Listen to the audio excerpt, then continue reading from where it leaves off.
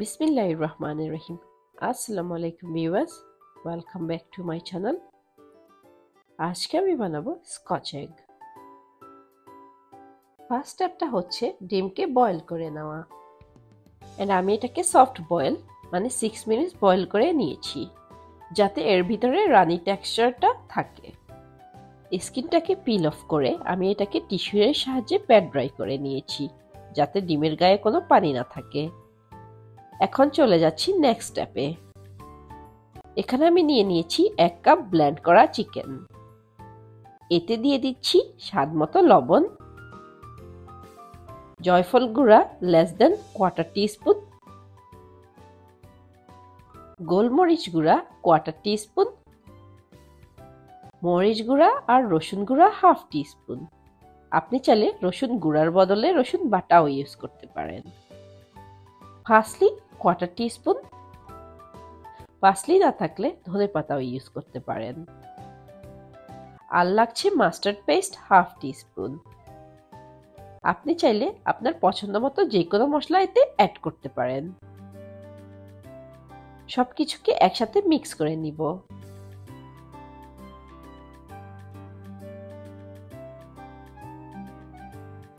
চলে যাচ্ছি নেক্সট স্টেপে। হাতে তেল লাগিয়ে নিচ্ছি, যাতে করে কিমাটা হাতে স্টিক না হয়ে যায়। এরপর অর্ধেকটা কিমা মিক্স নিয়ে আমি হাতের তালুতে এইভাবে ছড়িয়ে দিলাম।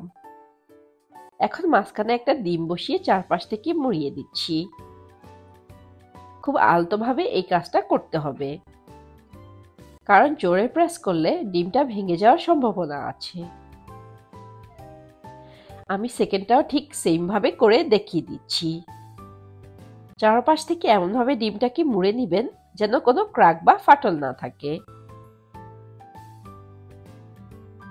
বাইরের কোটিং এর জন্য আমি এখানে নিয়েছি ময়দা, ডিম আর লবণ মিক্সচার আর কিছু ব্রেড ক্রাম্বস।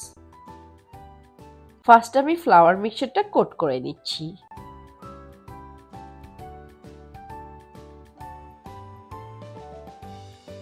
নাও ডিপ করছি বিট করা ডিমে। মেক শিওর করতে হবে ডিমের মিক্সচারটা পারফেক্টলি কভার হয়। লাস্টলি ব্রেড ক্রাম্বসে কোট করে নিচ্ছি।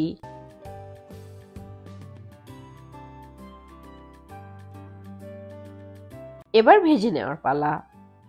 ভাজার সময় চুলার আঁচটা মিডিয়াম আঁচে থাকবে। আর আমি এটাকে ফ্রাই করব 6 মিনিটের জন্য। এক পাশ 3 মিনিট করে বোথ সাইড 6 মিনিট ভেজে নিব আমি।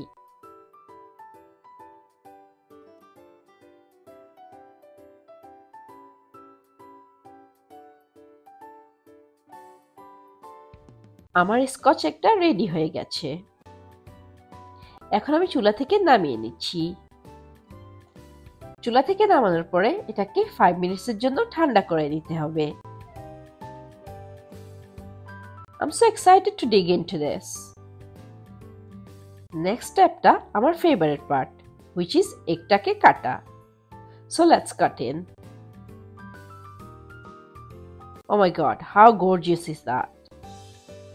আপনি চাইলে ডিমটাকে হার্ড বয়েলও করতে পারেন, কিন্তু আমার এইভাবেই ভালো লাগে। এখন আমি অ্যাড করছি কিছু লবণ আর স্বাদমতো ব্ল্যাক পেপার। আজ ডিমের ভিতরে কোনো সিজনিং দেয়া নেই। আশা করি আমার আজকের রেসিপিটা আপনাদের কাছে ভালো লেগেছে।